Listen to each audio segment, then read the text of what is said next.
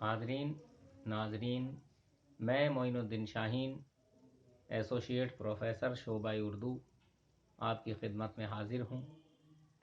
آج ہم پریم چند کی ناول نگاری کے سلسلے میں تبادلہ خیال کریں گے۔ پریم چند، جن کا اصل نام دھنپت رائے تھا، انہیں اردو ادب میں وہی مقام و مرتبہ افسانہ نگاری اور ناول نگاری کے ذیل میں حاصل ہے جو میر تقی میر کو اردو غزل کے میدان میں حاصل تھا۔ پریم چند کو اوائل عمری سے ہی ناولیں پڑھنے کا، افسانے کہانیاں پڑھنے کا بہت شوق تھا، لہٰذا ان کا ذہن اس طرح تیار ہوا کہ ان کی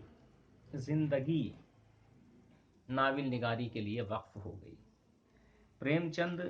سے پہلے بھی ناولیں لکھی گئیں، لیکن پریم چند وہ صاحب اسلوب ناول نگار تھے جن کے ناولوں نے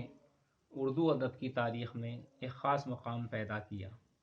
گودان ان کا ایک شاہکار ناول ہے۔ ہوری کی جو کہانی آپ نے پڑھی ہوگی، اس میں ایک کسان کی زندگی کا نقشہ کھینچا گیا ہے کہ کس طرح سے ساہوکار زمیندار اس شخص کا استحصال کرتا ہے، اور یہ بھی بتانے کی کوشش کی ہے کہ کسان وراثت میں اپنے بچوں کے لیے کچھ چھوڑ کے جاتا ہے تو وہ ہے قرض۔ میدان عمل بیوہ چوگان ہستی، بازار حسن ہم خرما و ہم ثواب و منگل سوتر، یہ اس طرح کے ناول ہیں جو پریم چند کو ایک ایسے ناول نگار کی صورت میں ہمارے سامنے پیش کرتے ہیں جس نے اردو اور ہندی دونوں زبانوں میں یکساں طور پر ایسے ناول تحریر کیے جن کی یہ کہیے کہ گونج آج تک سنائی دے رہی ہے۔ ان کے ناول ہوں یا افسانے، ان میں نذیر احمد اور سرشار کے بعد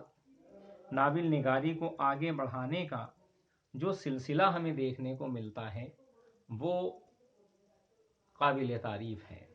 کیونکہ یہ زیادہ تر ناولیں اس زمانے میں تحریر کی گئیں جب ہندوستان پر انگریزوں کا تسلط تھا، اور پریم چند بذات خود ایک سچے اور پکے ہندوستانی تھے۔ دیش پریم یا حب الوطنی کا جذبہ ان کے دل میں موجیں مارتا رہتا تھا۔ وہ ہمیشہ یہ چاہتے تھے کہ ہندو، مسلمان، سکھ، عیسائی، جن کو بھی اپنے دیش سے، اپنے ملک سے محبت ہے، وہ قومی یکجہتی کے جذبے کو دھیان میں رکھتے ہوئے اپنے ملک کی آزادی کے لیے کوشش و کاوش کریں۔ گاندھی جی کی تحریکوں سے وہ بہت زیادہ متاثر تھے، چاہے احسیوگ آندولن ہو، بھارت چھوڑو آندولن ہو، ڈانڈی یاترا ہو،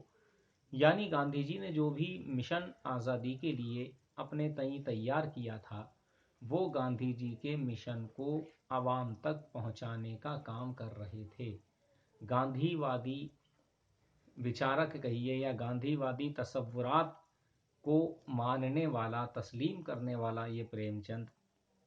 گاندھی جی کو آئیڈیل یا اپنا آدرش مان کر اپنی تخلیقات ہمارے بیچ پیش کرتا رہا۔ پریم چند کی زبان وہ زبان تھی جو عام ہندوستانی بولتے ہیں، یعنی ملی جلی زبان جس میں ہندی بھی ہے، اردو بھی ہے۔ صحیح معنوں میں گاندھی جی نے اردو کو جو نام دیا تھا ہندوستانی، یعنی وہ ملی جلی زبان جس کو عام ہندوستانی آسانی سے سمجھ سکتا ہے، وہ انہوں نے اپنے ناولوں میں استعمال کی ہے۔ اس کے علاوہ یہ ہے کہ پریم چند چاہے افسانے لیں، چاہے ناولیں لکھیں یا ڈرامے لکھیں، تو وہ کوشش یہ کرتے تھے کہ میں ایسا کردار اپنے ناولوں میں پیش کروں کہ جو جیتا جاگتا ہو اور ہندوستان کی صحیح تصویر پیش کرتا ہو۔ جن پری بھوت بلا کی کہانیوں سے انہوں نے گریز کیا، کیونکہ اس سے پہلے ہمارے یہاں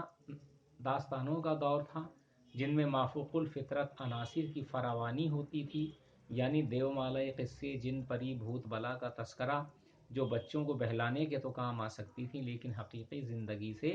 ان کا کوئی تعلق نہیں تھا، اور پریم چند کیونکہ ترقی پسند تحریک سے وابستہ تھے، اور خود انہوں نے ترقی پسند تحریک کے پہلے اجلاس میں یہ مطالبہ کیا تھا کہ سماجی حقیقت نگاری کے عمل کو ہمارے مصنفین کو اپنانا چاہیے، سماج میں جو کچھ ہو رہا ہے اس کی منظر کشی ہمیں ہو بہو کرنی چاہیے،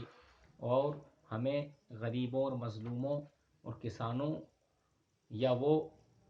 طبقہ جس کا استحصال ہو رہا ہے اس کے تحفظ کے لیے، اس کی حمایت کے لیے آگے بڑھنا چاہیے،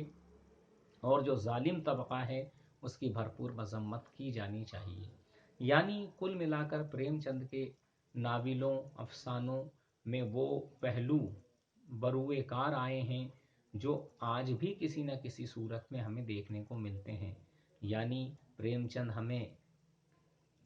مہانگروں کی سڑکوں پر نہیں بلکہ دیہات کی گلیوں میں گھماتے ہوئے نظر آتے ہیں، یعنی وہ سماجی حقیقت نگاری کے عمل کو اپنی ناولوں میں بجا طور پر پیش کرتے تھے۔